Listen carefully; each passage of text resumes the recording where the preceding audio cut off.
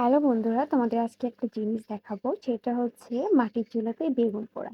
তোমরা কি কখনো বেগুন পুড়ে ভর্তা করেছো? আমি কিন্তু আগে গ্যাসের চুলায় করেছি এবং অনেককে দেখেওছি গ্যাসের চুলায় করে। কিন্তু আমি মাটির চুলায় কেমনে বেগুন পুড়ি সেটা তোমাদের দেখাই। আসলে এটা কোন জায়গায় করে নাকি আমি জানি না। কিন্তু আমাদের এদিকে করে, অনেকে শিকে করে। তো আমার কাছে শিক ছিল না। এজন্য আমি বেরি নিয়েছি। বেরি দিয়ে করব। ২ টা বেগুন নিয়েছি আর ২ টা টমেটো নিয়েছি। মানে আমি বেগুন ভর্তা আর টমেটো ভর্তা করব।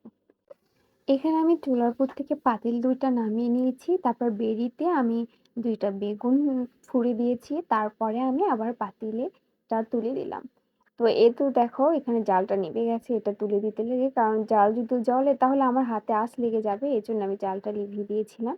একটু ফু দিলাম আর জালটা ধরে গেল। আর ওই তো দেখো বেগুন ২ টা কিন্তু দেখা যাচ্ছে। এই এখন এদের নিচে আগুন জ্বলবে আর ভাতের তো ভাতও হয়ে যাবে। আর এদিকে বেগুনটাও পোড়া হয়ে যাবে। বেশ কিছুক্ষণ জাল দেওয়ার পরে কিন্তু আমার এদিকে ভাতের বলকও চলে এসেছে আর বেগুনটাও মনে হয় পোড়া হয়ে গেছে। এজন্য আমি আবার পাতিলটা নামিয়ে নিলাম। এরপরে আমি দেখো এতে বেগুনগুলো ২ টা তুলে নিব।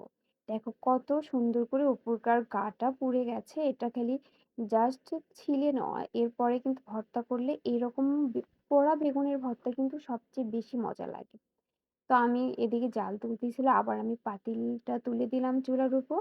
এরপরে দেখো আমি বেগুন ২ টা আ ছাড়িয়ে নিব, ছুলনি থেকে খুলে নেব। দেখো তোমাদের দেখাই কত সুন্দর হয়ে এই ২ টা বেগুন পুড়েছে। দেখতেই পাচ্ছ নিচেরটা দেখো উপরকার চামড়া কিন্তু আলগা হয়ে আছে। জাস্ট খালি হাত দিয়ে আলতো করে চাপ দিলেই এটা উঠে আসবে। তারপরে এইরকম করে বেগুন ভর্তা বানালে খুবই মজা লাগে। আর এই ভাত হয়ে যাওয়ার লাস্টের দিকে যখন ভাতটা হয়ে যাবে তার ২-৪ মিনিট আগে আমি এই টমেটোটা ভাতের উপর দিয়ে দিব। তারপরে ঢাকনা দিয়ে ঢেকে দেবো তাহলেই আমার টমেটো সিদ্ধ হয়ে যাবে। তারপরে ২ টা একসঙ্গে ভর্তা বানালে কিন্তু খুবই মজা লাগে।